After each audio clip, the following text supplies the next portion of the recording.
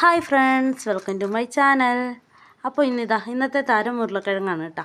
അപ്പോൾ ഇതേ 3 ഉരുളക്കിഴങ്ങ് നന്നായി തൊലി കളഞ്ഞ് ക്ലീൻ ചെയ്തെടുത്തിട്ടുണ്ട്. ഇത് വെച്ചൊരു അടിപൊളി ഐറ്റം നമുക്ക് കണ്ടു നോക്കിയാലോ. അതിനായിട്ട് നമുക്ക് ആദ്യം തന്നെ ഉരുളക്കിഴങ്ങെല്ലാം ഒന്ന് നന്നായിട്ട് ഗ്രേറ്റ് ചെയ്തെടുക്കണം കേട്ടോ. അപ്പോൾ ഞാൻ നന്നായി ഗ്രേറ്റ് ചെയ്തെടുക്കുകയാണ്. കണ്ട ഇതുപോലെ ബാക്കിയുള്ളതും കൂടി നമുക്ക് മൊത്തം ഗ്രേറ്റ് ചെയ്തെടുത്തേക്കാം. അപ്പോൾ ഇതേ മൊത്തം ഗ്രേറ്റ് ചെയ്തെടുത്തിട്ടുണ്ട് കേട്ടോ. ഇനി നമുക്ക് അതിൻ്റെ അകത്തോട്ട് കുറച്ച് വെള്ളം ഒഴിച്ച് നന്നായിട്ടൊന്ന് പിഴിഞ്ഞെടുക്കണം. നമുക്കത് ചെയ്യാം കേട്ടോ. അപ്പോൾ ഞാൻ ഇത് വീഡിയോ എഡിറ്റ് ചെയ്യുമ്പോൾ മോൾ ഉറങ്ങിയിട്ടില്ല, അവളോടൊന്ന് കളിക്കുന്നുണ്ട് കേട്ടോ. അതാണ് ഒരു സൗണ്ട് കേൾക്കുന്നുണ്ടാവും. അപ്പോൾ എല്ലാവരും ഒന്ന് അഡ്ജസ്റ്റ് ചെയ്യണം കേട്ടോ. അപ്പോൾ നമുക്ക് വേഗം മൊത്തം പിഴിഞ്ഞെടുക്കാം.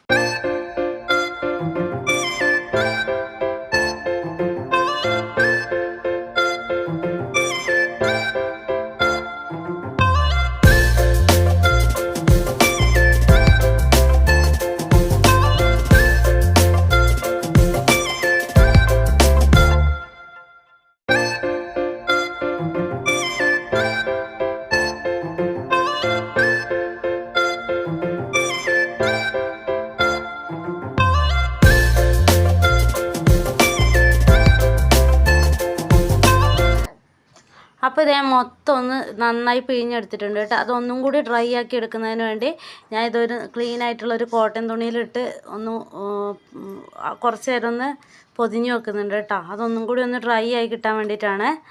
അപ്പോൾ നമുക്ക് ഒന്നും കൂടി അതിലെ ജലാംശമെല്ലാം ഒന്ന് പോയി സെറ്റായി കിട്ടും കേട്ടോ.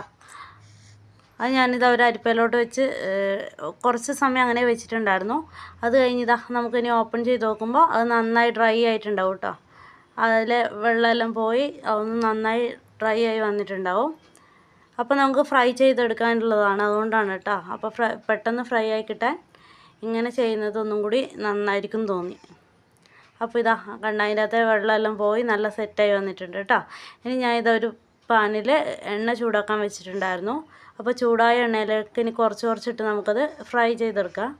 പെട്ടെന്ന് തന്നെ ഫ്രൈ ആയി കിട്ടും കേട്ടോ. ഹൈ ഫ്ലെയിമിൽ തന്നെ ഇട്ടാൽ മതി, പെട്ടെന്ന് തന്നെ ഫ്രൈ ആയി കിട്ടും.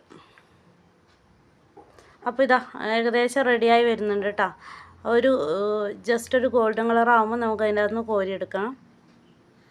പെട്ടെന്ന് അത് റെഡിയായി തുടങ്ങിയാൽ പെട്ടെന്നായി വരും കേട്ടോ. അധികം സമയമൊന്നും എടുക്കില്ല, പെട്ടെന്ന് നമുക്ക് ഫ്രൈ ആയി എടുക്കാൻ പറ്റും.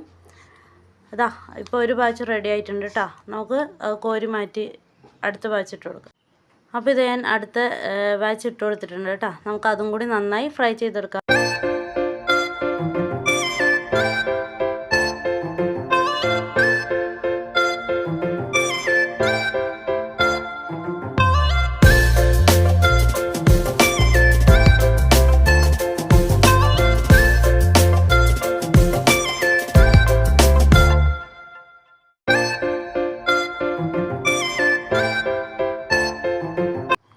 അപ്പോൾ ഞാൻ ഇത് മൊത്തം ഫ്രൈ ചെയ്തെടുത്തിട്ടുണ്ട് കേട്ടോ. ലാസ്റ്റ് ബാച്ചും ഫ്രൈ ചെയ്തെടുത്തിട്ടുണ്ട്.